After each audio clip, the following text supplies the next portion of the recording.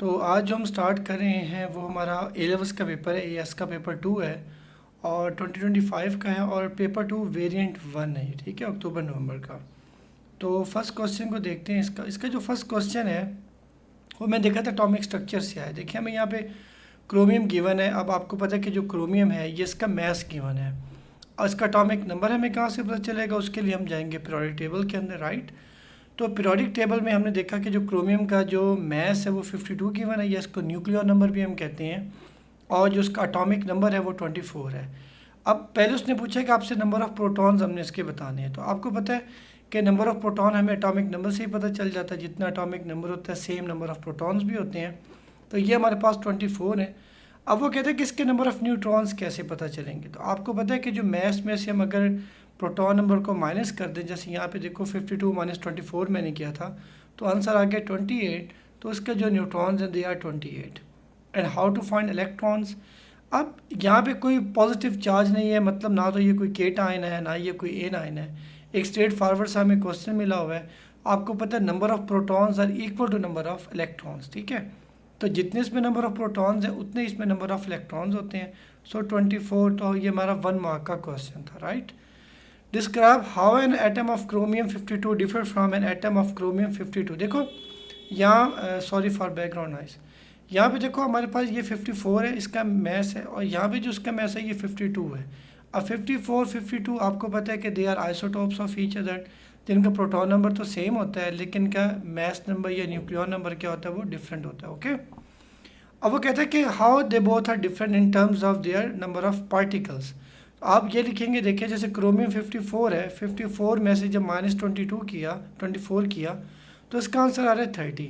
जबकि 52 में से जब आपने -24 किया तो इसका आंसर आ रहा है 28। मतलब प्रोटॉन नंबर सेम है but they have different number of neutrons.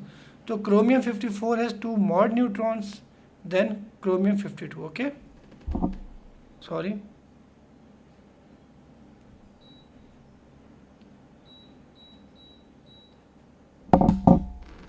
Okay. तो 54 में नंबर ऑफ 2 न्यूट्रॉन्स एक्स्ट्रा हैं एज कम्पेयर टू क्रोमियम 52 के।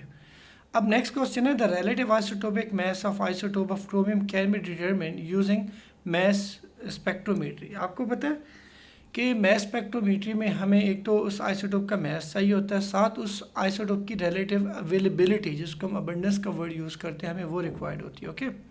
अब यहाँ पे देखो उसने जो हमसे क्वेश्चन पूछा है वो कहते हैं state what other information is needed to calculate the relative atomic mass. देखो एक तो इन्फॉर्मेशन हमें मास तो उसका गिवन है, लाइक एक का 54 है, सेकंड का 52 है, लेकिन हमें ये इन्फॉर्मेशन गिवन नहीं है कि जो 52 वाले वो नेचर में कितने % एग्जिस्ट कर रहा है और जो 54 वाला वो कितने % एग्जिस्ट कर रहा है। तो हमारे पास कौन सी इन्फॉर्मेशन मिसिंग है, relative abundance of each isotope. Abundance का क्या मतलब होता है, उनकी relative availability in the nature, कि वो आइसोटोप नेचर में कितने % एग्जिस्ट करता है। अब नेक्स्ट है atoms of chromium 52 then 53 and 54, मतलब ये इनके different masses are given, okay. Atomic number तो सबका सेम होगा ना, okay. They are making up more than 95% of naturally occurring chromium. The air of naturally occurring chromium is 51.995। जो आपके periodic table के अंदर जो मैस गिवन है जो कि दैट इज़ गिवन 51.996, लेकिन जो उसके एटम्स के जो आइसोटोप्स हैं किसी का मैस 52 है, किसी का 53 है, किसी का 54 है।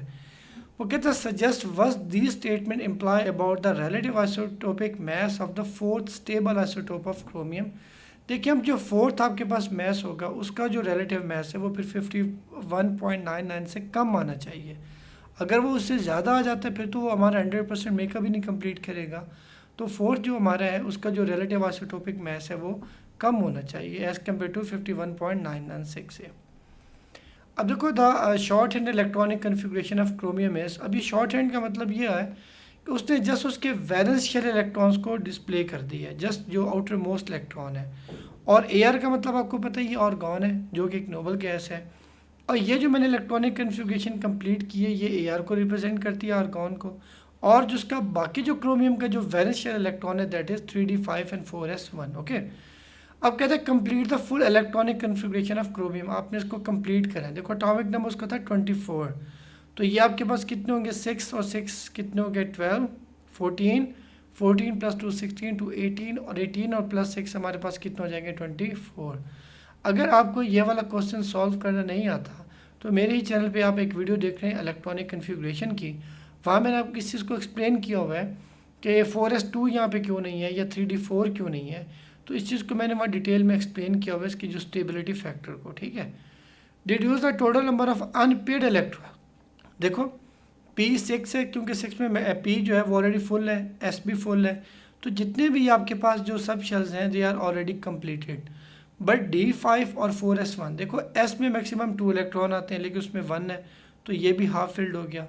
D के अंदर मैक्सिमम कितने आते हैं 10 इलेक्ट्रॉन्स आते हैं, लेकिन दूसरी बात उसने बताई कि अनपेड इलेक्ट्रॉन, देखो मेरी बात सुनो, अब D5 है ना, D के हमारे पास क्या होते हैं DXY DYZ DXZ DX का स्क्वायर HY का स्क्वायर और क्या होता है DZ का स्क्वायर, राइट।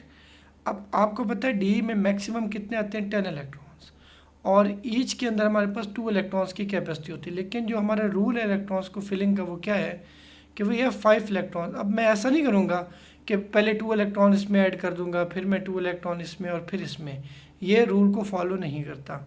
जब आप इलेक्ट्रॉन्स की फिलिंग करेंगे तो आपने सबसे पहले क्या करना है, आपके जो पास 5 इलेक्ट्रॉन्स हैं आप 1 इलेक्ट्रॉन सब एक सब में आप क्या कर देंगे फिल करेंगे। एक इलेक्ट्रॉन इसमें 1 2 3 4 एंड 5। अगर अब आपके पास कोई एक्स्ट्रा इलेक्ट्रॉन है तो फिर आप उसको शुरू से अपोजिट स्पिन में लेके आएंगे, राइट। तो इसको भी मैंने खैर एक्सप्लेन किया था अपनी दूसरी वीडियो में, आप देख लीजिएगा। तो अब मेरी बात सुनो कि ये जो 5 है आपके पास D के अंदर ये अनपेयर है, 1 2 3 4 ये भी अनपेयर है, और ये जो आपके पास 4s वाला इलेक्ट्रॉन है 4s1, ठीक है, ये भी अनपेयर है। तो कितने अनपेयर ऑफ इलेक्ट्रॉन है टोटल आपके पास, दे आर 6, ओके। अब नेक्स्ट पे चलो, ये क्वेश्चन हमारे पास, ये आपके पास एक मैथनल है और ये इक्वेशन नंबर 1 है हमारे पास, ठीक है, और इक्वेशन नंबर 2 है जिसको मतलब हाफ, यहाँ पे देखो जो इलेक्ट्रॉन्स है 4 ये प्रोडक्ट साइड पे है, तो प्रोडक्ट साइड का ये मतलब हुआ कि लॉस ऑफ इलेक्ट्रॉन और ऑक्सीडेशन है। यहाँ पे देखो जो 6 इलेक्ट्रॉन है ये रिएक्टेंट साइड पे है, इसका मतलब है यहाँ पे रिडक्शन हो रही है, it is half reduction equation, right. Identify the species that is reduce in half equation number 2, मतलब इक्वेशन 2 में हमने वो स्पीशी आइडेंटिफाई करनी जो कि रिड्यूस हो रही है, ओके। अब यहाँ पे देखो आपके पास कि एक तो यहाँ से आपको हिंट पता चलेगा कि 6 इलेक्ट्रॉन क्या हो रहे हैं, ऐड हो रहे हैं। जब 6 इलेक्ट्रॉन ऐड होंगे तो इट्स गेन्स इलेक्ट्रॉन, तो मतलब आपका जो क्रोमियम है, ये जो क्रोमियम है ये किस में कन्वर्ट हो रही है, क्रोमियम 3 पॉजिटिव के अंदर, तो ये इलेक्ट्रॉन्स को क्या कर रहा है, गेन कर रहा है। वैसे भी अगर मैं देखूँ कि एक Cr2O7, अब Cr2 की जगह मैंने इसको 2x कर दिया क्योंकि एक क्रोमियम आपका x होगा, यहाँ पे 2 क्रोमियम्स हैं तो मैंने 2x कर दिया प्लस। अब ऑक्सीजन का क्या, आपके पास 7 ऑक्सीजन है और एक ऑक्सीजन का जो ऑक्सीडेशन स्टेट आपको पता है वो -2 होता है।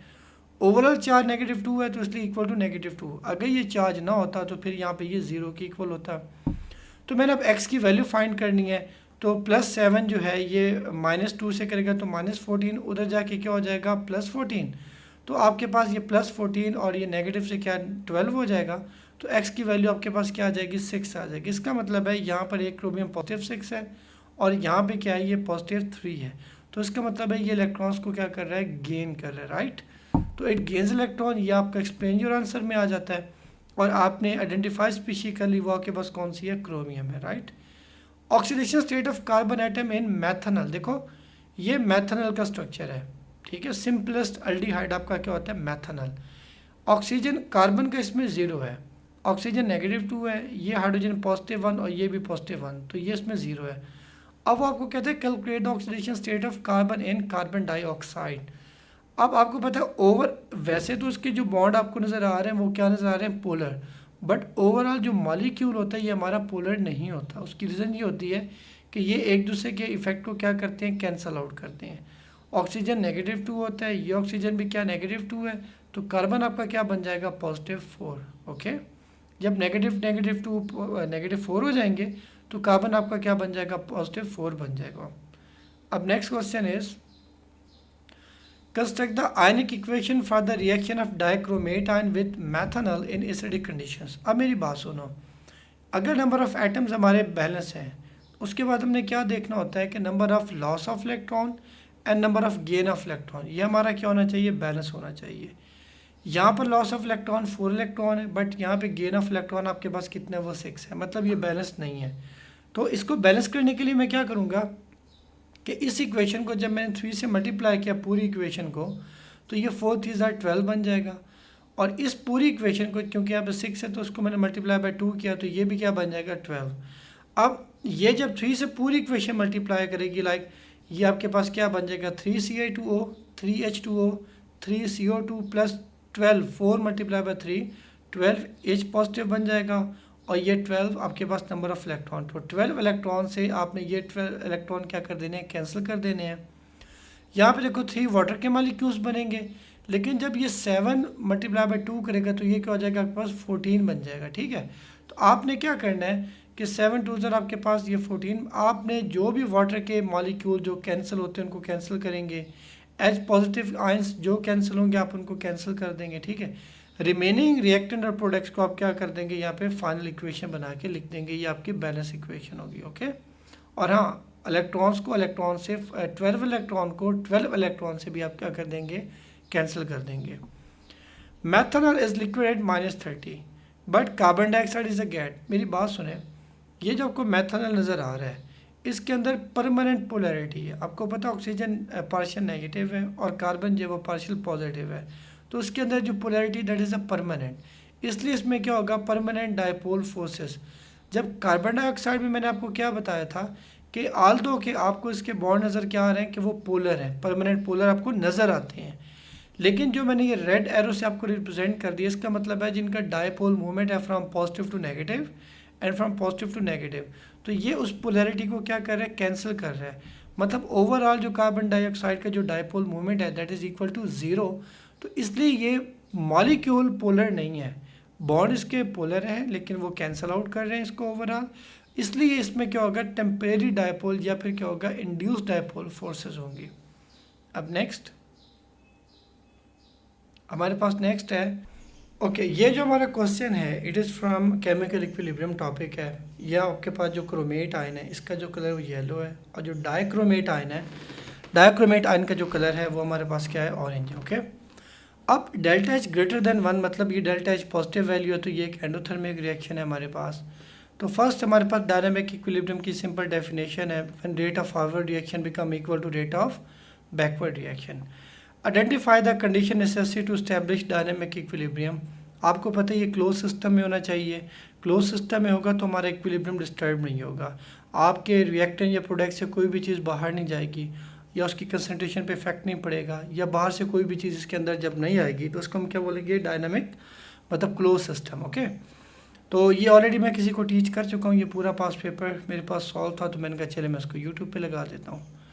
अब देखो ये जो chromate ions are yellow and dichromates ions are orange, ठीक है। वो कहता है state what is observe when the following changes are made. तो क्या क्या हमने मेड किया, अब पहले वो of acidified chromate and dichromate, explain your answer. The mixture is warm gently. अब वो कहता है कि हमने उसको जब गर्म किया उस मिक्सचर को तो उसमें क्या ऑब्जर्वेशन होगी, देखें लेफ़्ट टू राइट आपका जो chemical reaction it is already endothermic. जब इसको फर्दर आप हीट प्रोवाइड करेंगे तो क्या होगा, you will observe more orange colour. तो आप कहेंगे कि on heating we will observe more orange colour. इसकी रीज़न क्या होती है कि जो forward reaction is endothermic, okay. तो फॉरवर्ड रिएक्शन जो इक्विलिब्रियम हमारा वो फॉरवर्ड क्या हो जाएगा, प्रोसीड करेगा।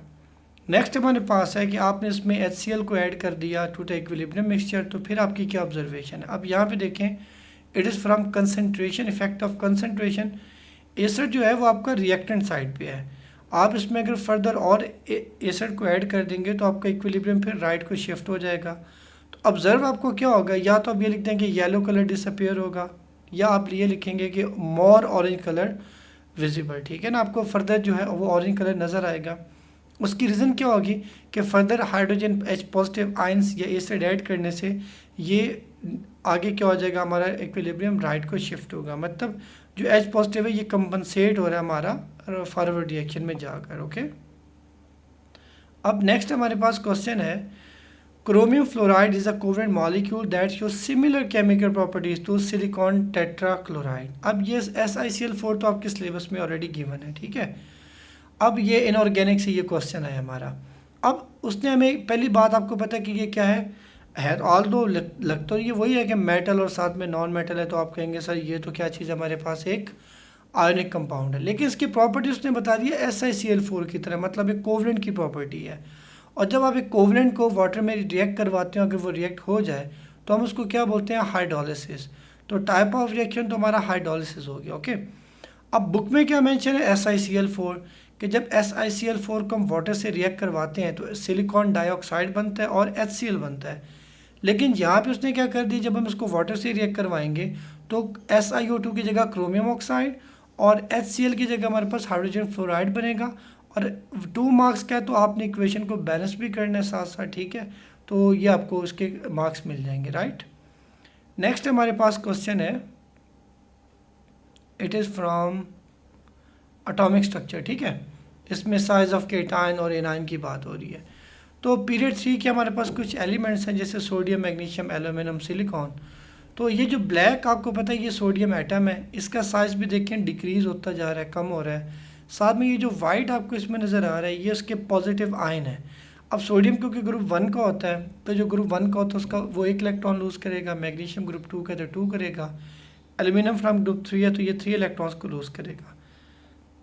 सिलिकॉन का आपको पता है कि जो सिलिकॉन है एक तो ये मेटल आइड होता है, और सेकंड इसकी रीज़न आपने ये भी देखी है कि ये जॉइंट स्ट्रक्चर होता है, ठीक है, जॉइंट कोवलेंट स्ट्रक्चर होता है इसका। Phosphorus is a non metal, group 5 का ही है, तो ये 3 इलेक्ट्रॉन क्या कर सकता है, गेन कर सकता है। And sulphur is from group 6, it can gain 2 electron. तो जैसे जैसे इलेक्ट्रॉन गेन होता जा रहा है, आप देखें यहाँ पे 3 इलेक्ट्रॉन गेन हुए थे तो बिगर इन साइज। जो एनाइन होता है वो जितने ज़्यादा इलेक्ट्रॉन गेन करता है तो उसका साइज बिगर होगा। इसने 2 इलेक्ट्रॉन गेन किए, smaller in size. 1 electron gain किया तो सबसे स्मॉल एनाइन क्लोराइड आयन होगा। Okay, explain the trend shown in the atomic radius of the period 3 from sodium to chlorine. देखिए सोडियम से क्लोरीन क्या हो रहा है, आपको पता है ये एटॉमिक साइज रिड्यूस हो रहा है, कम हो रहा है, यहाँ पे भी कम हो रहा है और यहाँ पर भी क्या हो रहा है, ये कम हो रहा है। देखें केटाइंस के लिए, only for cation size inversely proportional होता है आपके चार्ज के। यहाँ पे चार्ज पॉजिटिव 2 हो गया तो साइज स्मॉलर हो गया, 3 पॉजिटिव हो गया तो फर्दर स्मॉल हो जाएगा। इसकी रीज़न ये होती है जब साइज स्मॉल होगा तो वैलेंस इलेक्ट्रॉन और जो आपका न्यूक्लियस है इनके दरमियान में जो फोर्सेस ऑफ अट्रैक्शन होती है बहुत ज़्यादा क्या हो जाएगी, स्ट्रॉन्ग हो जाती है। ओके, अब एटॉमिक रेडियस डिक्रीज, तो ये जो स्टेटमेंट है इसका मतलब है कि जर्नली एटॉमिक रेडियस डिक्रीज हो रहा है। अब आगे उसके हम रीज़न दे रहे हैं कि ऐसा क्यों हो रहा है। ड्यू टू न्यूक्लियर चार्ज, तो ये चार्ज की स्पेलिंग है यहाँ पे CHARGE, चार्ज इंक्रीज, ठीक है ना, कि ये पॉजिटिव 2 था फिर पॉजिटिव 3 है तो न्यूक्लियर का चार्ज क्या हो रहा है, इंक्रीज होता जा रहा है। As strong forces of attraction, तो मैंने आपको रीज़न बता दी कि जैसे चार्ज इंक्रीज होगा तो forces of attraction between nucleus and outer most electron भी क्या होगी, इंक्रीज होगी। रीज़न ये आपके पास रीजन आ गए, राइट। अब नेक्स्ट है why there is large difference in the atomic radius of aluminium and phosphorus. तो वो देखो यहाँ पे बात सुनो। अब एल्यूमिनियम जो है आपका ये इसका रेडियस पॉजिटिव का बहुत स्मॉल है और पी का देखो तो बहुत बिगर है, बहुत ज़्यादा जंप है इसके अंदर। तो उसकी रीज़न क्या है हमारे पास। ओके, अब इसके हम देखें रीज़न देखते हैं। एल्यूमिनियम ग्रुप 3 का losses 3 electron, while phosphorus non metal है, आपको पता है, गेन 3 इलेक्ट्रॉन। ये तो उसकी फर्स्ट सिंपल रीज़न है जो हमें नज़र आ रही है, ठीक है। अब 2 मार्क्स के तो उसकी अदर रीज़न देखो। Aluminium has fewer shells than P3। अब देखो मेरी बात सुनो, अब पहले मैं इसको ज़रा रेज करता हूँ आपके लिए। ये आपके पास सिंपल एक एल्यूमिनियम है जिसका एटॉमिक नंबर क्या होता है हमारे पास, 13 होता है। तो ये आपके पास यहाँ तक आ रहा है 3s2 3p1 तक, ठीक है। जबकि फास्फोरस में 15 इलेक्ट्रॉन्स होते हैं, तो ये आपका कहाँ आ रहा है 3px1 3p1 और 3pz1 ये।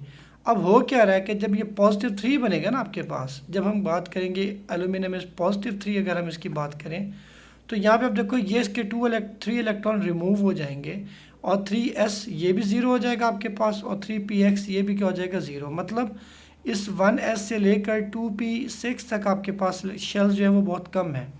लेकिन जब इसमें हम इलेक्ट्रॉन को ऐड करेंगे माइनस जब 3 बनेगा तो ये रेड कलर से आपको नज़र आ रहा होगा, देखें यहाँ पे ये भी मैंने इसमें इलेक्ट्रॉन ऐड कर दिया, ये भी इसमें इलेक्ट्रॉन ऐड हुआ, ये सेकंड ऐड हुआ और ये इसमें थर्ड ऐड हो गया। तो इसमें आपको देखो नंबर ऑफ़ शेल्स बहुत ज़्यादा हैं। तो जब नंबर ऑफ शेल ज़्यादा होने का पर मतलब ये हुआ कि it is further away from the nucleus, that is why it is bigger in size, it is close to the nucleus and it is smaller in size. Okay, so next question is okay हमें ये कुछ oxides given है period number 3 के. आपको पता है sodium is a typical metal, magnesium is a metal and metallic oxides are basic in nature. And aluminium and silicon dioxide they are insoluble in water. और वैसे भी आपको पता है ये क्या होते हैं हमारे पास, एम्फोटेरिक है. एल्यूमिनियम ऑक्साइड तो आपको पता है ये एम्फोटेरिक इन नेचर होता है. और SiO2 तो टिपिकली ये तो वैसे भी डिजॉल्व ही नहीं होता. ओके, और जॉइंट स्ट्रक्चर होता है इसका. अब P4O10 और SO3 आपको पता है ये नॉन मेटल ऑक्साइड्स हैं. और जो नॉन मेटल ऑक्साइड्स होते हैं they are acidic in nature. When you dissolve them in water they gives us acidic solution. Okay, अब सोडियम ग्रुप 1 का है तो उसका चाहे पॉजिटिव 1 है, मैग्नीशियम ग्रुप 2 का है तो पॉजिटिव 2 है. वैसे भी आपको पता है ऑक्सीजन नेगेटिव 2 होगा तो ये पॉजिटिव 2 हो जाएगा. एल्यूमिनियम को उसने खुद दे दिया आपको. सिलिकॉन ग्रुप नंबर 4 का होता है, ठीक है. वैसे भी 1 ऑक्सीजन नेगेटिव 2 है तो 2 ऑक्सीजन नेगेटिव 4 तो ये पॉजिटिव 4. आई होप कि ये तो बहुत सिंपल होगा आप लोगों के लिए, क्योंकि ये बेसिक ऑक्साइड हमें दे रहा है. तो बेसिक ऑक्साइड की जो pH होती है वो आपको पता है 12 से 14 तक हम मेंशन करेंगे. तो ये मैग्नीशियम ग्रुप 2 के ये लेस उससे होगा तो हम इसको क्या करेंगे 8 to 10 मेंशन करेंगे. ये आपके पास मोर एसिडिक है, ये भी 0.0 से 4 तक है और ये भी 0 से 4 तक हमने इनको मेंशन किया इनकी pH को, मतलब ये एसिडिक सोल्यूशन आपके पास बना रहे हैं. ओके, अब state why this no data given below be for aluminium oxide and SiO2. तो आप इसकी रीज़न देखेंगे कि both are insoluble in water, so they are insoluble. Okay, क्योंकि 1 मार्क का क्वेश्चन है. Write an equation for the reaction of sodium oxide with dilute hydrochloric acid. आपको पता है कि जो सोडियम ऑक्साइड है ये बेसिक ऑक्साइड है तो ये एक्ट एज अ बेस काम कर रहा है और HCl act as a acid काम कर रहा है. तो जब बेस एसिड से रिएक्ट करता है तो एक सॉल्ट बनता है और साथ में क्या बनता है, एक वाटर बनता है. ओके, कस्टेक इक्वेशन देखो, आयनिक नहीं सिंपल इक्वेशन. अब एल्यूमिनियम ऑक्साइड आपको पता है इस एम्फोटेरिक ऑक्साइड. ये एम्फोटेरिक क्या होता है, जो एसिड की तरह भी रिएक्ट कर सकता है और बेस से भी रिएक्ट कर सकता है. तो एल्यूमिनियम यहाँ पे खुद एक एसिड की तरह काम करेगा क्योंकि इसका रिएक्शन एक बेस के साथ हो रहा है. तो जब एसिड और बेस रिएक्शन होगा सॉल्ट बनेगा और फिर हमारे पास क्या बनेगा, वाटर बनेगा. Group 2 nitrate decompose on heat to form oxides. State the trend in thermal stability of group 2 nitrate. मेरे ख्याल में कार्बोनेट्स की स्टेबिलिटी, नाइट्रेट की, हाइड्रोक्साइड की, इन सब की जो स्टेबिलिटी है वो डाउन द ग्रुप इंक्रीज होती है, मतलब ज़्यादा होती है, ज़्यादा स्टेबल होते जाते हैं. आपने इसमें जस्ट याद रखना है कि जो सल्फेट होते हैं ओनली वो कम होते हैं, डिक्रीज़ होते हैं. जो बाकी होते हैं ना sulphate, nitrate, carbonates, nitrate, carbonates और हाइड्रोक्साइड वो इंक्रीज़ होते हैं. ठीक है, तो यहाँ से आपको ये इनऑर्गेनिक का ये पॉइंट भी क्लियर हो गया. ठीक है, कि इंक्रीज़ होगा. Identify the other products of the thermal decomposition of group 2. देखो ये आपके पास नाइट्रेट है, इसको जब आप हीट करोगे NO2 गैस बनेगी जो कि ब्राउन गैस होती है, साथ में ऑक्सीजन. जस्ट लाइक जैसे हम क्या करते हैं कार्बोनेट को हीट करते हैं तो कार्बन डाइऑक्साइड बनता है और साथ में हमारे पास ऑक्साइड बनता है. तो ये आप इसका आंसर कर लेंगे, राइट. अब नेक्स्ट है हमारे पास एम्पेरिकल फार्मूला क्या होता है. देखें जो एक मॉलिक्यूल, जैसे आपके पास मॉलिक्यूल फार्मूला क्या, C5H10. इसके जो एटम्स हैं, नंबर ऑफ एटम्स, अब C5H10 इन एटम्स की आप सिंपल रेशियो ले लो तो ये 1:5 बनता है. तो वो फार्मूला जो किसी मॉलिक्यूल में एटम्स की सिंपलेस्ट होल नंबर, होल का मतलब ये है कि हम इसको फ्रैक्शन में या डेसिमल में हम इसको नहीं ले सकते, तो नंबर ऑफ़ एटम्स को हम हमेशा होल नंबर में रिप्रेजेंट करेंगे. तो उस फार्मूले का नाम क्या होता है, एम्पेरिकल फार्मूला. ओके, अब हमारे पास ये एक मेंशन है, देखो ये मैंने क्योंकि किसी को टीच किया था. तो बेटे C5H10 आपके पास साइक्लिक फॉर्म में है तो आपने अब इसको क्या करना है, आपने बताना है हमें कि इसके आपने आइसोमर जो कि स्ट्रक्चरल आइसोमर्स हो, ठीक है, जो कि 2D होते हैं, सेम केमिकल फार्मूला बट उनके जो स्ट्रक्चर्स हैं वो डिफरेंट हो.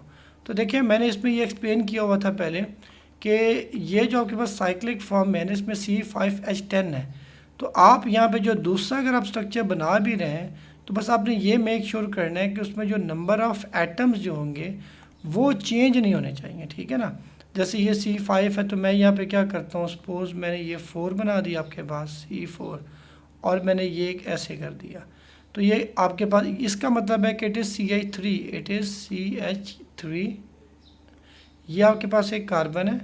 अब इसका 1 2 3 बॉन्ड है तो यहाँ पे एक आपके पास हाइड्रोजन है अभी भी. इस कार्बन पे भी 2 हाइड्रोजन्स अटैच हैं आपके पास, और इस कार्बन पे भी वी हैव 2 हाइड्रोजन्स। तो प्लीज़ आप जब स्ट्रक्चर आइसोमर स्ट्रक्चर इस तरह के बनाएंगे, आपने ये मेक श्योर करना है कि कार्बन की बॉन्डिंग डिस्टर्ब नहीं होनी चाहिए और नंबर ऑफ़ एटम्स कम या ज़्यादा नहीं होने चाहिए, आपका आंसर रॉन्ग हो जाएगा। ओके, तो इसमें देखो 1 2 3 4 5 कार्बन हैं और हाइड्रोजन कितने हैं, 3 4 5 6 7 8 9 एंड 10। तो नंबर ऑफ़ आपके हाइड्रोजन भी इसमें क्या चीज़ है, बैलेंस है। तो आप जब भी स्ट्रक्चर आइसोमर्स बनाएंगे, एक तो नंबर ऑफ़ जो कार्बन्स के या हाइड्रोजन या किसी भी एलिमेंट्स के जो बॉन्ड्स हैं वो हमेशा वही होने चाहिए वो जो नेचर में एग्जिस्ट करते हैं। और सेकंड मैंने आपको क्या बताया था कि नंबर ऑफ़ एटम्स ना तो डिक्रीज़ होंगे और ना ही इंक्रीज़ होंगे, ठीक है। तो ये इसका दूसरा आइसोमर है, हम इसको यूँ भी ड्रॉ कर सकते हैं, राइट। तो ये जो सी उसने हमें क्यों दिया, देखिए उसने आपको एक हिंट दे दिया कि आप इस तरह का कोई साइक्लोप्रोपेन या साइक्लोब्यूटेन, जैसे ये साइक्लोब्यूटेन है, ठीक है ना, तो ये साइक्लोप्रोपेन जिसमें 2 मिथाइल ग्रुप अटैच है, तो इस हिंट से आप आइडिया ले सकते हैं। तो ये आपके लिए उसने बहुत ज़्यादा इजी कर दिया। अब जो इंटेलिजेंट स्टूडेंट है वो तो उसको सॉल्व कर लेता है। अब नेक्स्ट क्वेश्चन है साइक्लोपेंटेन है, मतलब अल्केन फैमिली आपके पास। तो अल्केन फैमिली जो है हमारे पास, अब वो कहता है इन द प्रेजेंस, आपको पता है कि in the presence of UV light क्या होता है, ये रिएक्शन होता है और इसको हम बोलते हैं होमोलिटिक फिशन। होमोलिटिक हम इसको क्यों कहते हैं, अच्छा यहाँ पे तो मैं बैठा हूँ ना, आपको ये एरिया तो शायद नज़र नहीं आएगा, मैं इसको ज़रा ऊपर कर देता हूँ, ठीक है, ताकि आपको चीज़ें यहाँ से नज़र आएँ। अब मेरी बात सुनो, होमोलिटिक फिशन का ये मतलब होता है कि जब आपके पास ये क्लोरीन था, क्लोरीन का एक मॉलिक्यूल था Cl2, आपने जब इसको सनलाइट प्रोवाइड की तो ये मॉलिक्यूल, ये इस क्लोरीन का इलेक्ट्रॉन है और ये इस क्लोरीन का, तो ये क्लोरीन का इलेक्ट्रॉन इसके पास चला गया और ये इलेक्ट्रॉन, तो जब सनलाइट या यूवी लाइट आपने इसको प्रोवाइड किया और ये मॉलिक्यूल ब्रेक हो गया किसके अंदर, Cl रेडिकल के अंदर। रेडिकल की डेफिनेशन क्या होती है, एक एटम या मॉलिक्यूल जिसके पास अनपेयर इलेक्ट्रॉन हो, ठीक है। बाकी इसमें आपको पता है क्लोरीन में ये पेयर इलेक्ट्रॉन्स हैं, 7 होते हैं ना इसके वेनेशियल में, तो ये एक इलेक्ट्रॉन है वो अनपेयर फॉर्म में है, बिकॉज वी हैव 2 तो वी आर गेटिंग 2 रेडिकल्स, तो ये अनपेयर है। ओके, तो अब यहाँ पे देखो जो आपके पास ये रिएक्शन कैसे हो रहा है, तो ये होमोलिटिक हमने लिख लिया, होमोलिटिक फिशन है। ये वाला रिएक्शन आपको कैसे करना पड़ रहा है, देखिए मैं आपको तो समझा देता हूँ, इतना मुश्किल नहीं है, ये बहुत ईजी है। अब देखिए C5H10 आपके पास एक अल्केन था, C5H10, तो इसमें हमारे पास क्या हुआ कि पहले आपके पास एक रेडिकल बना। पहला स्टेप क्या होता है, इनिशिएशन स्टेप, जिसको मैंने ये आपको बना के दिया था, थोड़ा सा आपको समझा भी दूँ ना, केमिस्ट्री देख के तो हर कोई टीच कर लेगा आपको। ओके, अब देखो यहाँ पे कि आपके पास ये C5H10 था, C5H10, ये आपके पास C5 है, 1 carbon, 2nd carbon, 3rd 4th and 5th, right. अब यहाँ पे क्या होगा आपके पास कि ये जो इसका हाइड्रोजन है इसके साथ रिएक्ट कर रहा है आपका क्लोरीन रेडिकल, तो ये क्या करेगा, ये इसका इलेक्ट्रॉन, ये कार्बन का ये वाला जो इलेक्ट्रॉन है ये इस हाइड्रोजन के इलेक्ट्रॉन से HCl बना लेगा। तो you people can see it, HCl is here. Okay, तो यहाँ पे आपको ये HCl नज़र आ रहा है। अब क्या होगा, ये वाला जो इलेक्ट्रॉन है C का, ये इलेक्ट्रॉन ये तो HCl बना देगा, लेकिन ये वाला जो इलेक्ट्रॉन है हमारे पास ये फिर क्या बना देगा, एक रेडिकल। तो आप देख रहे हो C5H9 एक रेडिकल है और ये रेडिकल फिर इस क्लोरीन से रिएक्ट करेगा। कैसे रिएक्ट करेगा, देखो इसको मैंने रेज कर दिया यहाँ से, इसको भी मैंने रेज कर दिया और इस इलेक्ट्रॉन को भी रेज कर दिया। अब मैंने यहाँ पे क्या ड्रॉ किया, ये वाला Cl का आपके पास मॉलिक्यूल है। अब ये क्लोरीन का इलेक्ट्रॉन और ये इलेक्ट्रॉन भी मैंने रेज करना है यहाँ से, सॉरी तो कर्सर भी नज़र नहीं आता जब पेन हो जाए ना। अब देखो ये क्लोरीन का इलेक्ट्रॉन और ये ये कार्बन का इलेक्ट्रॉन और ये क्लोरीन का इलेक्ट्रॉन, ये यहाँ पे अटैच हो जाएंगे। पीछे ये जो आपके पास बनेगा ना क्लोरीन, ये इसका ये वाला जो इलेक्ट्रॉन है ये रेडिकल बन जाएगा। अब यहाँ पे देखो आप, ये क्लोरीन आपके पास एक रेडिकल आ गया और बाकी जो था आपके पास ये क्या हुआ कि क्लोरीन यहाँ पे अटैच हो गया, तो C5H9Cl आ गया। अब ये होता है टर्मिनेशन रिएक्शन, जो लास्ट में स्टेप होता है ना टर्मिनेशन, जब रेडिकल से कंबाइन हो। अच्छा, आप इसमें जितने एरो देख रहे हैं ना, ये एरो क्या है, सिंगल हेड है। तो ऑर्गेनिक केमिस्ट्री में जब एक इलेक्ट्रॉन ट्रेवल करता है तो हम उसको क्या बोलते हैं, फिर उसको हम रिप्रेजेंट करते हैं सिंगल एरो से। ओके, तो ये रेडिकल का इलेक्ट्रॉन रेडिकल से कंबाइन होगा तो न्यूट्रल स्पीशी आपकी बन रही है, तो उसको हम बोलते हैं टर्मिनेशन स्टेप। अब नेक्स्ट है हमारे पास ये जो आपका क्वेश्चन आया है, ये आया था केमिकल एनर्जेटिक्स से, ठीक है, मतलब जो केमिकल एनर्जी वाला जो रिएक्शन है ना, वहाँ से ये आपका क्वेश्चन आया है। फर्स्ट तो इसमें हमारे पास ऑर्गेनिक भी इन्वॉल्व है। देखो ये आपके पास अल्कीन है हमारे पास साइक्लिक, हाइड्रोजन को ऐड किया तो डबल बॉन्ड ब्रेक हो गया यहाँ पर इन द प्रेजेंस ऑफ, आपको पता है निकल, ये रिएक्शन होता है, साइक्लो अल्केन बन गया। सेकेंड रिएक्शन आपके पास क्या है, अल्कीन है, अल्कीन से हम कन्वर्ट हो रहे हैं किसके अंदर, हेलोजन अल्केन के अंदर। वो हम कैसे हो रहे हैं, देखो आपके पास था ये HCl, आपको पता है अल्कीन इलेक्ट्रोफिलिक एडिशन रिएक्शंस को फॉलो करता है। अब इसमें क्या होगा कि ये जो आपका पाई इलेक्ट्रॉन्स है जो डबल बॉन्ड वाला है, ये इस हाइड्रोजन इलेक्ट्रोफाइल पे क्या करेंगे, अटैक करेंगे। और अब जब ये H इसके साथ अटैच होगा तो ये हाइड्रोजन का इलेक्ट्रॉन क्लोरीन का, ये डबल एरो हेड है, मतलब दोनों इलेक्ट्रॉन क्लोरीन के पास चले जाएंगे and we will get this chloride ion. अब क्या होगा, ये हाइड्रोजन बेशक आप यहाँ पर अटैच कर दें, इधर अटैच करोगे तो यहाँ पे कार्बोकेटाइन बनेगा, तो मैंने इसको नीचे वाले कार्बन पे ऐड कर दिया, तो ये वाला जो आपका कार्बन है it becomes carbocation, secondary carbocation. Okay, अब क्या होगा, जो आपका क्लोराइड आयन है हमारे पास, ये क्या करेगा, इस कार्बन के ऊपर अटैक करेगा, तो ये यहाँ पे ऐड हो गया। तो उसने पूछा identify suitable reagent for reaction 3, तो रिएक्शन 3 के लिए हमारा सूटेबल रिएजेंट इज हाइड्रोक्लोराइड या HCl हाइड्रोक्लोरिक एसिड। ओके, अब नेक्स्ट ये आपका है सब्स्टिट्यूशन रिएक्शन, मतलब है अल्केन है, in the presence of UV light chlorine add हो रहा है, तो आपके पास ये हेलोजन अल्केन आ रहा है। ओके, अब क्वेश्चन क्या आपके पास कि इसकी भी आपको कंबशन फॉर्मेशन एनर्जी आपको गिवन है, इसकी भी enthalpy of change of combustion given है, और हाइड्रोजन की भी आपको गिवन है। उसने आपसे क्वेश्चन ये पूछा है, वो ये कहता है कि आपने फाइंड इसमें क्या करना है, वो कहता है आप ये डेल्टा H2 फाइंड करो, यहाँ से लेके यहाँ पे जो चेंज आ रहा है इसकी आपने एनर्जी फाइंड करनी है। ये एनर्जी ऑलरेडी आपको गिवन है, लेकिन ये आप अभी खुद पहले आप इसको फाइंड करेंगे डेल्टा H1 को, इसको फाइंड करने के बाद इन दोनों को आप कंबाइन करके आप इसको फाइंड करेंगे। राइट, देखते हैं कैसे। पहले हम फाइंड करते हैं डेल्टा H1 को। अब डेल्टा H1 को मैंने यहाँ पे आपके लिए, देखो डेल्टा H1 में क्या हो रहा है आपके पास कि साइक्लो अल्कीन जो है हाइड्रोजन से रिएक्ट करके साइक्लो अल्केन में कन्वर्ट हो रही है। इसकी जो आपको एनर्जी गिवन है दैट इज़ -3115, तो ये मैंने यहाँ पे पुट कर दी, प्लस हाइड्रोजन की एनर्जी गिवन है -286, तो मैंने इसको -286 कर ली।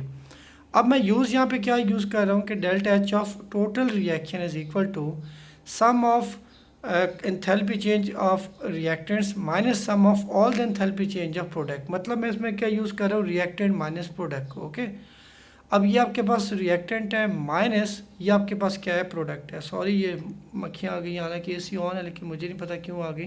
ओके, तो delta H1 reactant minus product हम करेंगे तो ये आपके पास डेल्टा H1 की आपके पास ये वैल्यू आ जाएगी, तो ये आपके पास क्या है, इसकी वैल्यू आ गई -109 किलो जूल पर मोल। ठीक है, अब हम हेसेस लॉ यूज़ करेंगे कि डेल्टा H3 जो आपके पास है ये वाला, delta H3 is equal to delta H1 plus delta H2, तो delta H1 plus delta H2, तो डेल्टा H3 आपको कितनी वैल्यू गिवन है, -53, तो ये -53 मैंने यहाँ पे ऐड कर दिया। डेल्टा H1 आपने खुद यहाँ पे अभी फाइंड किया था दैट इज़ -109, और डेल्टा H2 को आपने फाइंड करना है, तो -109 जब इक्वेशन की उस साइड पर जाएगा तो ये पॉजिटिव का हो जाएगा, तो आपके पास डेल्टा H2 कितना आ जाएगा, +56, तो ये आपका क्या आ जाएगा आंसर। ओके, अब यहाँ पे देखो साइक्लोपेंटीन है हमारे पास, तो हमने हॉट कंसनट्रेटेड एसिडिफाइड KMnO4, आपको पता है it is a strong oxidising agent, और यहाँ से हम इसको ब्रेक करते हैं तो एक इस कार्बन पे ऑक्सीजन ऐड हो जाती है और एक इस कार्बन पे ऑक्सीजन ऐड हो जाती है। क्योंकि कार्बन के साथ डायरेक्ट हाइड्रोजन हमारे पास है, तो क्या हो जाएगा, जब हाइड्रोजन, तो ये पहले ये अल्डिहाइड में कन्वर्ट होता है, तो अल्डिहाइड फर्दर ऑक्सीडाइज इमीडिएटली, क्योंकि ऑक्सीडाइजिंग है, कंसनट्रेटेड कंडीशंस है, फिर हॉट है तो रिएक्शन फास्ट हो गया एज़ कम्पेयर टू कोल्ड के, तो ये आपके कार्बोक्सिलिक एसिड में क्या हो गया, तो ये 1 मार्क है, तो प्लीज़ आपने ये एग्ज़ाम में नहीं बनाना, ये जस्ट आपके कॉन्सेप्ट के लिए था कि ये कार्बन और ये बॉन्ड ब्रेक होगा, पहले अल्डिहाइड में कन्वर्ट होता है, फिर क्योंकि हॉट कंडीशंस और कंसनट्रेटेड है तो ये इमीडिएटली किस में कन्वर्ट हो जाता है, कार्बोक्सिलिक एसिड के अंदर। अब नेक्स्ट आपका IR है स्पेक्ट्रोस्कोपी से, आपका ये क्वेश्चन है, तो कहते हैं 2 इंफ्रारेड ऑफ W शोन, ये आपके पास W गिवन था ऊपर, ठीक है, इसकी आपको ये हमें गिवन है, draw the structure of W, sorry इसकी अब बात हो रही, ठीक है। ओके, अब हमें ये कहते हैं identify 2 absorptions in the infrared spectrum W that wouldn't be present in the infrared spectrum cyclopentene, वो कहता है आप मुझे ये बताएं कि दो स्पेक्ट्रम्स हैं हमारे पास जो इसमें तो अवेलेबल हैं लेकिन वो इसमें अवेलेबल नहीं है, तो आप क्या बताएंगे। आपने कहा जो 3000 पे पीक है ये OH की हमारे पास है, ठीक है, OH है हमारे पास। सॉरी मैंने यहाँ पे OH ड्रॉ नहीं किया, तो ये यहाँ पे O आएगा हमारे पास, ठीक है। इसको मैं कलर चेंज कर लेता हूँ, नज़र सही नहीं आ रहा। तो यहाँ पे ये OH होगा, ठीक है ना, C डबल बॉन्ड OH, ये कार्बोक्सिलिक एसिड है। एक तो देखो आपको इसकी पीक उसमें नज़र आ रही है एट 3000 डिग्री, ये वाली पीक इसमें तो है लेकिन इसके अंदर नहीं है। सेकंड जो 1720 पे C डबल बॉन्ड O की जो पीक है ये वाली आपको इसमें तो नज़र आ रही है लेकिन ये दोनों पीक्स इसके अंदर नहीं है। तो अब आपने इसको आंसर में कैसे लिखा। आपने बताया कि जो 1 आपके पास जो पीक है OH वो आपको नज़र नहीं आ रही साइक्लोपेंटीन में, और सेकंड 2 वाली जो C डबल बॉन्ड O है वो भी आपको नज़र नहीं आ रही। ओके, अब नेक्स्ट है हमारे पास, ये भी ऑर्गेनिक केमिस्ट्री से। आपको पता है कि ये कार्बोक्सिलिक एसिड को जब हम इसकी रिडक्शन करते हैं तो ये अल्कोहल में जाता है, और अल्कोहल से फर्दर क्या हो रहा है, इसकी न्यूक्लियोफिलिक इसकी सब्स्टिट्यूशन हो रही है। मतलब जो OH ग्रुप है ये अल्कोहल जो है ये सब्स्टिट्यूशन हो रहा है कि इसके अंदर हेलोजन अल्केन में जा रहा है, और हेलोजन अल्केन से फिर एलिमिनेशन रिएक्शन हो रहा है, तो हमारे पास ये एक अल्कीन बन रही है। ये मैंने इसका स्ट्रक्चर आपकी हेल्प के लिए ड्रॉ कर दिया। Okay, identify the type of reaction, मैंने आपको बता दिया कि जब कार्बोक्सिलिक एसिड अल्कोहल में जाए तो उसको हम रिडक्शन बोलते हैं। Suggest suitable reagent for reaction 2, मतलब ये न्यूक्लियोफिलिक सब्स्टिट्यूशन रिएक्शन हो रहा है हमारे पास, अल्कोहल से हम इसमें जा रहे हैं, तो आप उसको हेलोजन अल्केन वाले चैप्टर में जाएंगे आपको वहाँ पे ये चीज़ मिलेगी। PCl3 भी हम यूज़ कर सकते हैं, PCl5 भी हम यूज़ कर सकते हैं, ठीक है ना, और SOCl2 मतलब कि जिसको हम थायोनाइल क्लोराइड कहते हैं, हम ये भी इसमें यूज़ कर सकते हैं। ओके, अच्छा ये तो रिएजेंट है। अब वो कहता है फिर रिएक्शन 3 इज़ एन एलिमिनेशन, वो मैंने आपको बता दिया कि हेलोजन अल्केन जो है। अब एलिमिनेशन रिएक्शन को हम डिफाइन कैसे करते हैं। Such a reaction in way 2 atoms are group of atom remove from adjacent carbons. देखो ये एडजेसेंट कार्बन है, साथ साथ वाले, ठीक है। एक आपका क्लोरीन इस कार्बन से रिमूव हो रहा है और एक हाइड्रोजन आपका यहाँ से रिमूव हो रहा है। ओके, तो एलिमिनेशन में क्या होता है, 2 atoms are molecules remove from adjacent carbon. तो जब ये रिमूव होंगे तो यहाँ पे डबल बॉन्ड डेवलप हो जाएगा, तो we can see it here as a double bond. Okay, अब देखो एलिमिनेशन में क्या होता है, आपका जो बेस हम यूज़ करेंगे वो अल्कोहलिक कंडीशन में होता है। ये जो रिएक्शन था ना OH से जो Cl में गए थे ये एक्वस कंडीशन में होता है सब्स्टिट्यूशन, और जो आपका एलिमिनेशन होता है वो अल्कोहल कंडीशन में होता है। ओके, तो ये हमने इसकी इक्वेशन लिख दी पहले कि एक कार्बन से Cl रिमूव होगा और दूसरे कार्बन से हाइड्रोजन रिमूव होगा, तो C3H6 बन गया, वाटर भी और NaCl। और इसकी जो सॉल्वेंट एंड कंडीशंस है वो अल्कोहलिक कंडीशन, मतलब एथेनॉल विद हम इसको हीट अंडर रिफ्लेक्स यूज़ करेंगे। अब वो कहता है alcohol can directly converted to C2, मतलब डायरेक्ट हम इसकी क्या करें, एलिमिनेशन रिएक्शन कर रहे हैं। तो वो कहते हैं इसके आप कंडीशंस बताएं और रिएजेंट बताएं। आप इसमें कंसनट्रेटेड सल्फ्यूरिक एसिड भी यूज़ कर सकते हैं।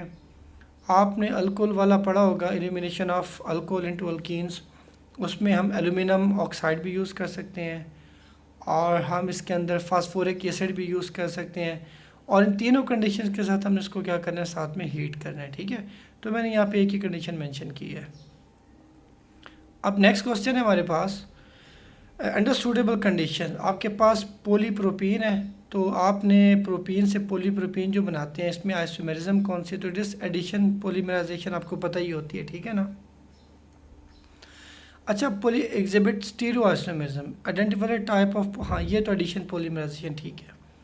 अब जो स्टीरियो आइसोमेरिज्म और जो सिंपल हम स्ट्रक्चर आइसोमेरिज्म पढ़ते हैं ना, स्ट्रक्चर जो होती है वो 2 डायमेंशनल होती है, वो बड़ी सिंपल होती है, ईजी होती है, लेकिन जो ये स्टीरियो आइसोमेरिज्म होती है ये 3 डायमेंशनल होती है। इसमें जो एटम्स की जो अरेंजमेंट होती है वो हम स्पेस में, आपको पता है जो स्पेस होती है उसमें क्या होता है, वो 3 डायमेंशनल होता है। तो definition, molecule that have same molecular formula but different arrangement of atoms in space.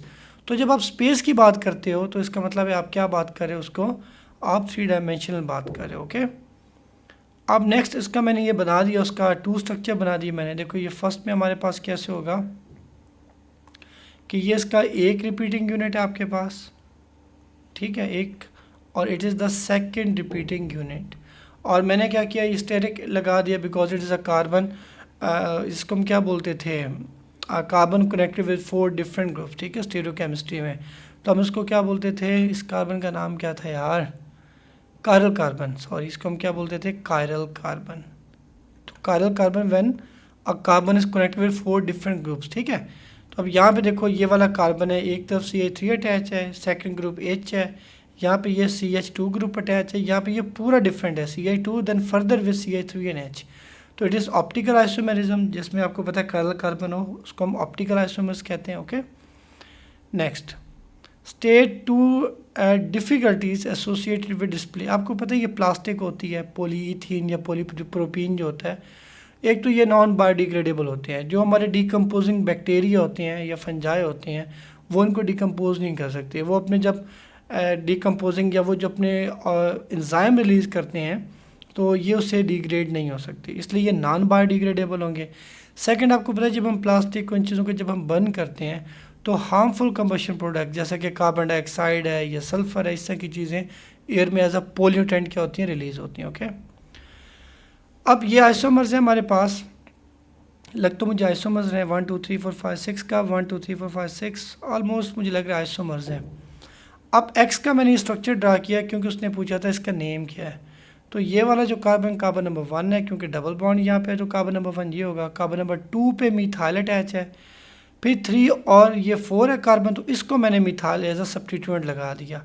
तो कार्बन नंबर 2 और 3 पे मिथाइल है तो 2 3 डाई मिथाइल हो गया।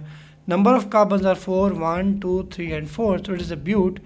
Eight carbon number 1 there is a double bond, तो इसका मतलब होगा 1 इन, तो 2 3 डाई मिथाइल ब्यूट 1 इन इसका नेम होगा। ओके, अब नेक्स्ट है हमारे पास, वो कहते हैं identify which X and Y give the mass spectrum. देखो ये मैंने वैसे सॉल्व किया था जब ऑनलाइन स्टूडेंट को पढ़ा रहा था। तो जब हम इसके फ्रैक्शन बनाते हैं ना, आपको पता है कि स्पेक्ट्रोमेट्री का जो प्रिंसिपल होता है वो होता है कि positive ions are separated on the basis of their क्या चार्ज टू मैस रेशियो। आप स्पेक्ट्रोमेट्री में रेडिकल्स भी इवन के बनते हैं, नेगेटिव आयन भी बनते हैं, लेकिन हम उनको कंसीडर नहीं करते। हमने इनकी जो फ्रेगमेंटेशन करनी होती है तो हम जस्ट इनके पॉजिटिव आयंस को, और जो पॉजिटिव आयंस का जो मैस होगा, जैसे यहाँ पे देखो, अब जो एक्स वाला आपका था उसका ये बना एक फ्रैगमेंट मैंने बनाया पॉजिटिव फ्रैगमेंट, तो कार्बन का मैस 12 होता है, ये भी कार्बन 12 और ये 36 प्लस 3 है तो 33 प्लस 9 प्लस 2, इसका बना 41। इसका मतलब है देखो यहाँ पे आपका जो 41 का फ्रैगमेंट बना हुआ है। ओके, और इसका दूसरा जो मैंने सेकंड फ्रैगमेंट बनाया था इसका जो मैस आ रहा है वो आ रहा है 43, तो यहाँ पे इसकी भी पीक आ रही है आपके पास। तो इसके जब आप फ्रैगमेंट्स बनाते हैं ना इस वाले की, तो इसके जो फ्रैगमेंट्स का मैस आता है वो 50 से ज़्यादा आता है, 51 आ रहा है, 52 आ रहा है, 54, तो यहाँ पे इसकी कोई पीक ही अवेलेबल नहीं है। तो इसका मतलब है एक्स होगा, क्योंकि जो एक्स के जो फ्रैगमेंट्स हैं, जो पीक्स हैं, वो आपको यहाँ पे मिल रही हैं। ओके, आई थिंक इसका लास्ट क्वेश्चन है हमारे पास, द मॉलिक्यूलर आयन पीक। जो मॉलिक्यूलर का मतलब है ये जो एम पीक हमारे पास होती है, ठीक है, इसकी जो पीक है दैट इज़ 34.7 है। अब calculate the relative abundance M plus, अब हमने इसको फाइंड करना है। ओके, तो ये आपका फार्मूला है, इस फार्मूले में हम क्या, आपके m+1 है divide by m equal to n क्या होता है आपके पास, ये नंबर ऑफ कार्बन है 1.1 फार्मूले में आपको पता है बुक में गिवन होता है कार्बन 13 के लिए, डिवाइड बाय टोटल परसेंटेज, और टोटल इक्वल टू 100 होता है।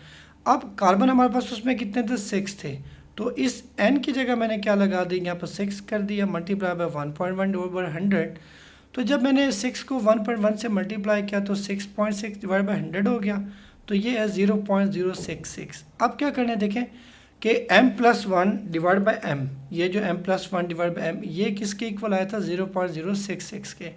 अब ये जो m है ये इस साइड पे चला जाएगा, यहाँ पे डिवाइड हो रहा है तो इधर आके ये हो जाएगा मल्टीप्लाई, तो m का मैं क्या 34.7 गिवन है, तो जब मैं इसको सॉल्व करूँगा, मल्टीप्लाई करूँगा, I will get the answer 2.29। Okay, तो ये हमारा पेपर था, इसमें अगर कोई मिस्टेक है या कोई स्टेप मुझसे मैं भूल चुका हूँ, क्योंकि जब आपको पता है ऑनलाइन हम टीच करते हैं तो उसमें स्लाइटली एक स्क्रीन को और इस कैमरे का स्ट्रेस भी ऐड हो जाता है। ओके, तो थैंक यू वेरी मच। अगर आपने कुछ और टॉपिक मुझसे पढ़ना हो या ऑनलाइन क्लास लेनी हो तो मेरा कॉन्टैक्ट नंबर गिवन है, मेरी वेबसाइट भी मेंशन है, आप मुझसे कॉन्टैक्ट कर सकते हैं। थैंक यू वेरी मच, अल्लाह हाफिज़।